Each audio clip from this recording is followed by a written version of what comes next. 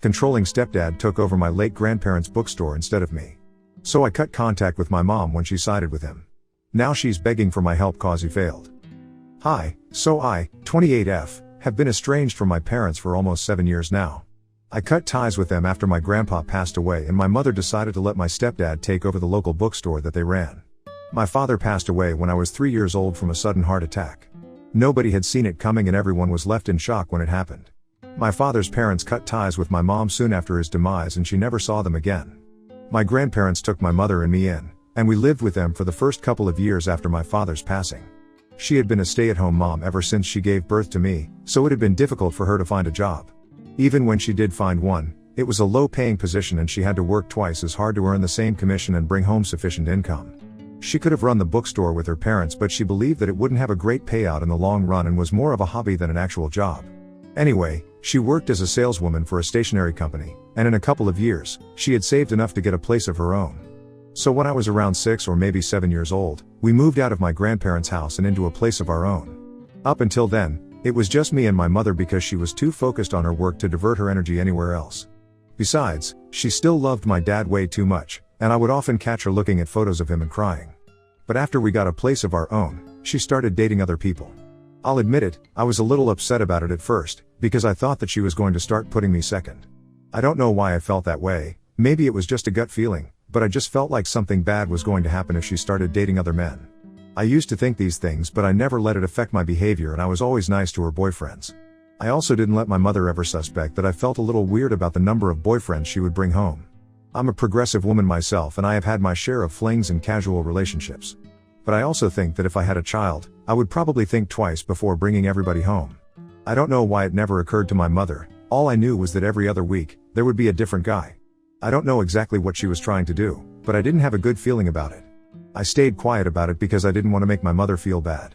She had worked really hard and she had grieved enough. And also, I was just a kid so I didn't know how to express myself accurately without sounding like an idiot. So I just never said anything because I was scared of hurting my mom's feelings. Then, when I was around 12 years old, she started dating Steven and initially, he seemed like a nice guy. He came over a couple of times and we got along well. I was nice to me, he was nice to me and that was it. I expected, just like other relationships, this would probably also not last for more than a couple of weeks and it would fizzle out soon enough. But surprisingly, months passed and they continued to see each other. He would come over more often once they started getting serious and occasionally, he would even have dinner and spend the night at our place. Naturally, I started interacting with him a little more. I realized that he was quite different from the guy that my mother used to date before. I liked the others, he also seemed serious about my mother. I liked that about him, but I also got a very strange vibe from him. After meeting him, my mother started changing certain things about herself, and I was pretty sure that it was for his sake. He had a very dominating and assertive kind of personality and it's not necessarily a bad thing. But for some reason, my mother was a little too submissive and I had picked up on her weird behavior around him. Whenever he would come over, she would turn into a different person altogether, and it felt like I didn't even know who I was talking to.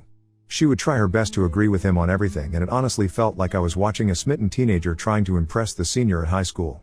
It was weird and any time I would be around them, I would feel like I was intruding on something very personal, even if they were just sitting around and doing nothing. I had never seen my mother that way, even with the other guys that she had dated before this. She seemed to like them, sure, but she never put in a real effort to change herself and make herself more likable or whatever. But she did that with Steven and I didn't feel good about it. But again, I was just a kid at the time and even though I had sensed that something was off, I couldn't exactly bring it up and talk to her about it. She was my mother, and there were certain things that I couldn't talk to her about, simply because they were inappropriate for a 12-year-old to say. So, once again, I chose to not say anything about it and kept my mouth shut. Even when my grandparents would come around, I would never bring up her strange behavior around her new boyfriend. They did ask me a couple of times about how they were getting along and if I liked him or not, and I always gave them answers that I knew my mother would approve of. After dating, for about a year, Steven moved in with us, and that's when things really started changing around the house. For instance, he changed all the decorations around our house and made them more gender neutral, as he himself put it. Now, it would have made sense if all the decorations in our house were pink, frilly, and feminine. But that was not the case, it was already pretty neutral, in my opinion. We had done up our place, pretty normally, like everyone else. But for some reason, that seemed to be very hyper-feminine to him, and he came along and changed everything about our house and made it all hyper-masculine instead. By the time we were done redecorating our house, it literally looked like a bachelor pad. He was quite impressed with it and said that it finally reminded him of home. I don't understand how that was a good thing because, before that, he used to live with a bunch of roommates who were younger than him. I wanted to complain about it, but I didn't because my mother told me not to. And my room had remained untouched, so it was okay. But then slowly, he started changing other things as well. He got my mother to stop eating meat because he had somewhere it was not good for the body and he didn't want my mother to gain weight and become unhealthy in the future. So both of them switched to being vegetarian and they tried to get me to switch as well. Thankfully, I was actually at school and I told him that I needed the protein to keep up. So they didn't force me much. I wouldn't say that was a bad change, but my mother had been the biggest fan of hamburgers and all things meaty before she met Steven, so it was a huge sacrifice that she was making. He also forced her to go off of sugar, and that made her immensely cranky, which is not good for me because she would never get mad at him, but would snap at me for the smallest things. There were also a lot of other healthy lifestyle changes that he incorporated into their life, but honestly, it was all just random stuff that he would read on the internet and make everyone paranoid about it by building it up in his own head. He was a really weird man, but my mom seemed to like him. And as long as he was happy, I didn't want to say anything about it. Besides, it was not like he was forcing me to do anything, so I was cool with it. Then they got married, and a couple of months after their marriage, my mother announced that she was planning to quit her job because she was pregnant again. I thought that was great news and I was excited about having a little sibling, but at the same time, I didn't think that quitting her job would be the best move. The kind of control that Steven seemed to have on her was really suspicious, and even though nothing bad had come out of it yet, I didn't think it was safe for my mother to just quit her job and completely rely on her husband. I tried to convince her several times not to quit her job, but she told me that it was none of my business and that since I was a child, I should stick to doing things that kids do and not poke my nose where it doesn't belong. So after a while, I stopped trying to talk to her about these things and decided that she was a grown woman and she knew what was best for her, so she could do whatever she wanted to. I was also sick of her telling me to stay out of things that didn't concern me, because I don't think she realized that the things that she did definitely concerned me because I was a part of the family as well. I was probably 15 or maybe 16 at the time, so it wasn't exactly as if I was a kid either. Anyway, I decided to stay out of it and mind my own business. But unfortunately, my mother lost the baby around 3 months into the pregnancy. It was devastating for her, and as a family, we took it hard. She was in her late 30s at the time, so the doctors said that the complications had happened because of her advanced age. Steven was extremely disappointed, and there was a phase in their marriage, after my mother lost her baby, where two of them were sleeping in different rooms, and were barely even speaking to each other. It was really sad because my mother was already going through something really upsetting, and to add to that, the one person that she should have been able to count on wasn't even talking to her. Apparently, he had told her that he needed some space to get his head on straight and process everything. So for a few months, they were basically just flatmates because they barely even talked about anything that didn't qualify as a household emergency. They would just discuss bills and groceries, and that's about it. During that time, my mother really opened up to me and it helped me reconnect with her, which is what made everything much worse when she finally forced me to cut her off. When Steven wasn't speaking to her, she had reached out to me, and my grandparents, and we were the ones who were there for her. My grandmother has also fallen sick around the time that my mother lost her baby, and that was also probably part of the reason that she had started reconnecting with us. A couple of months later, my grandmother passed away, and a few weeks after the funeral, Steven started putting in an effort into making my mom feel better again. So they started rebuilding their relationship, but I had already lost faith in the guy. I started disliking him because he had really lost my respect when he started giving my mother the cold shoulder after she lost the baby. I thought that it was a really low thing to do, and after that, I didn't ever consider trying to fix our relationship either. During the time that he was ignoring my mother, he also started giving me the cold shoulder. And he and I had even less to talk about than he did with my mother, so we were practically not even on speaking terms at the time. But anyway, after my grandmother's passing, he started trying to fix his relationship with my mother, but by then, I had already made up my mind about him, and I knew that I didn't like him and I did not trust him. About a year after that, I left for college, and Steven and my mother had started marriage counseling by that time, and they were doing great. On the weekends, I would try to visit them and would divide my time between my mother and my grandpa. My grandpa was really lonely after my grandma passed away, so I thought that it was really important for me to keep in touch with him. He was handling the bookstore business alone, and I had started thinking that after I graduated from college, I would start working at the bookstore and handle their finances or whatever. But I never got the opportunity to do so because a few weeks before my graduation, I received news from my mother that my grandfather had passed away in his sleep. I was glad that he had passed away peacefully, but I was also kind of upset that I didn't get a chance to say one last goodbye. To add to that, on the day of the funeral, my mother told me that his lawyer, who happened to be the executor of his will, had informally told her that she was going to inherit the bookstore business. I guess my grandpa hadn't changed his will before he passed on.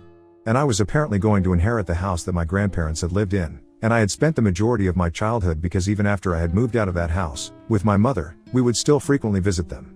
I was happy that I was going to inherit the house, and I knew that my mother didn't have any interest in running a bookstore, so I was planning on asking her to let me take over instead because I thought that it would be a nice starting point for me.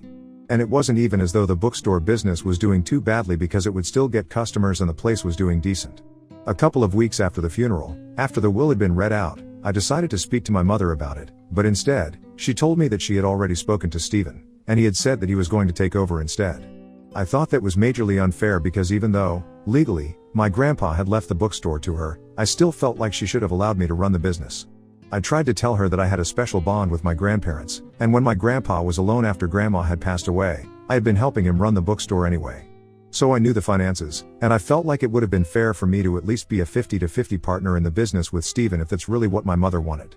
But she was very stubborn and told me that she had already promised Stephen that she was going to let him take over the business, and he was going to turn it into a franchise and take it to new heights, so I needed to stay out of his way. Truth be told, I didn't think that Stephen had it in him. Also, we were one of the exceptionally lucky bookstores that were still doing well in this era, so the idea of expanding the business seemed a little far-fetched and unachievable just yet. I thought that it would be better to start small and improve the one location that we did have. We had a lot of arguments about this, but a couple of days later, my mother told me that her decision was final and no amount of arguing was going to change her mind. So I needed to give up because apparently, I was getting on her last nerve. She told me that she knew her own parents and they would want the same thing that Stephen wanted, so I needed to stay out of this because apparently, I didn't know the situation as well as she did. She told me that Stephen had already been having a hard time at his workplace, and had been thinking about quitting for quite some time. Now he finally had the opportunity to do it with something to fall back on, and she told me that I was not going to take it away from him. She told me to drop all ideas of trying to take away the business from him, and if I couldn't do that, I could just leave them alone since I was already a grown-up and I could handle life on my own. That was a really nasty thing to say to me, especially to defend Stephen. My mother and I got into a really bad fight, and since that day, we hadn't spoken. I left the house that day, and after I graduated, I never heard from her or texted her ever again. She had made it very clear that either I would be okay with Stephen running the bookstore business or I could leave, so I had chosen to leave and I was sticking to it. 7 years have passed since then, and a lot of things have changed. I graduated, moved into my own apartment, and got my first job. I also started seeing my boyfriend, Dean, a couple of years ago. Life has been good and I don't mind the way things turned out. Of course, I would really miss my mother occasionally, but then I would remember what she said to me the day that I left and I would stop thinking about her. I would like to say that I had forgotten about my mom completely and I had healed from everything, but that's not really the way it turned out. I didn't mind the fact that she wasn't speaking to me, but I couldn't help but feel like she was choosing Stephen over me. Deep down, I had always known that if it came down to it, she would always pick Stephen over me. I guess I had just hoped that I would be wrong. And when I wasn't, that shattered any illusions about my mother and effectively ended our relationship. I didn't even have my grandparents around anymore, so I had no reason to keep in touch with her. 7 years passed with zero news of her or how she was doing, since now I live in a different part of the city and we didn't have overlapping circles anyway. And I had already told my relatives that I didn't want to hear anything about her. I just wasn't interested because it would only hurt me. So to sum it up, I didn't know a thing about anything that my mother had been up to in the past 7 years ever since I cut her off. But then, a couple of weeks ago, I finally heard from one of my cousins that my mother had been asking around for my phone number and address as she wanted to know if it was okay if she told my mother where I was living so she could come to visit me. I found it a little odd, but then again, I had changed numbers after I left and I had blocked her on all forms of social media. So this was the only way that she could get to me. After some deliberation, I told my cousin that I was okay with it. Because to be honest, I really wanted to know what it was that my mother wanted to speak to me about after so long. So I told her to go ahead and give her my address. A day after that, she visited me, and she came to me alone. I was a little surprised to see that Stephen hadn't accompanied her, but then again, we had never been that close, so it wasn't crazy. My mother and I had a tearful reconciliation, and after that, we got to talking. I told her all about my life and I introduced her to Dean as well. She kept asking me about my job and how I was doing financially, which I thought was a little weird, but I didn't think much of it because it was natural for a mother to want to know how her kid was doing.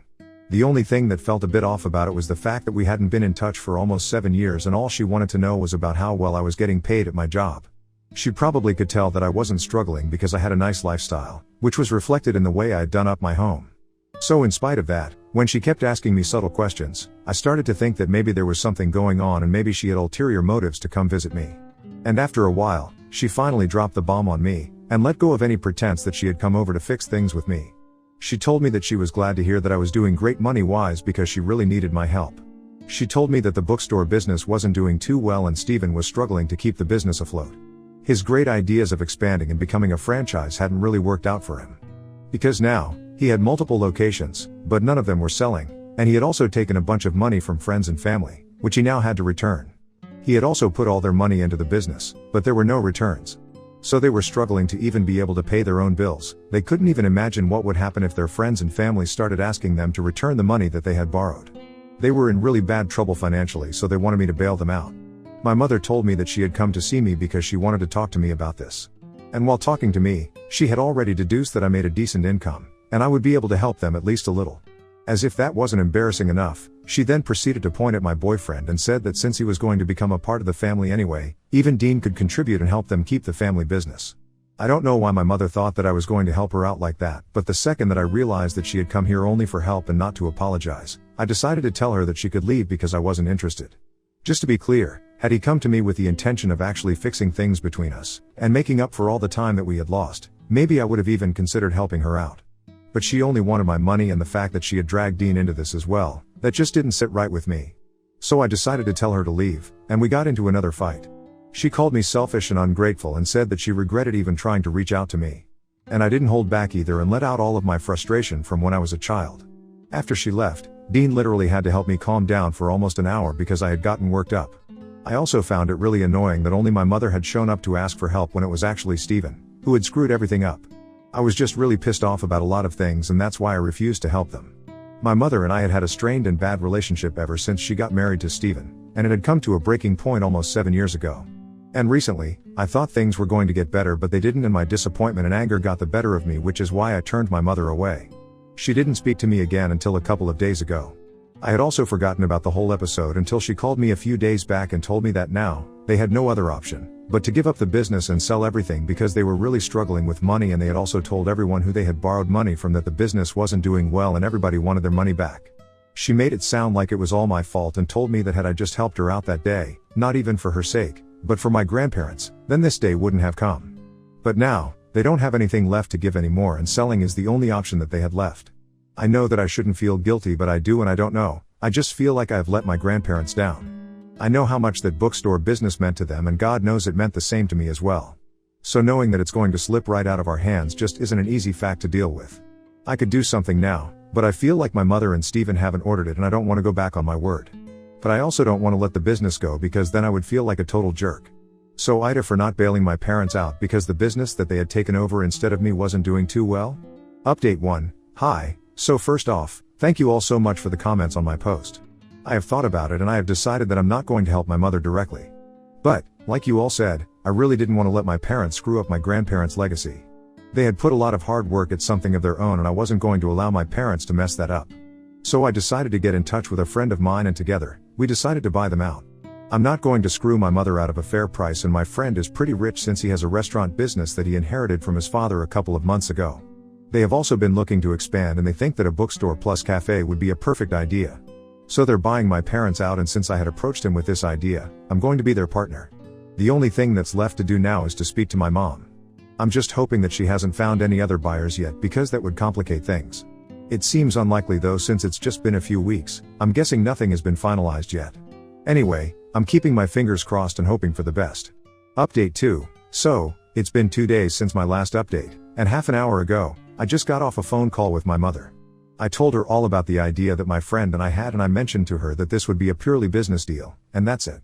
I was speaking to her in a professional capacity, and she actually seemed open to the idea. She told me that she would talk to Steven and let us know, so I think this is going to happen now. It's really exciting because I had always wanted something like this, and now I think it's actually going to materialize. Dean and I are already celebrating. Update 3. Okay, so it's been a couple of weeks since the last post here, but I've been really busy because my mother and Steven agreed to our deal. They got their way out of the business, and now, my friend and I have already taken over. There is a lot of renovation to be done, and we are overlooking all of it. It's a long way until we finally start making money off of this, but I'm hopeful. I know that my grandparents are going to be proud of me, and I just have this feeling that this is all going to work out for the best. I can't explain it, but I just know it. Now, all I need is everybody's blessings. Thank you so much to everybody who was there all along with me. Thank you for all the lovely comments and the messages. It really means the world to me.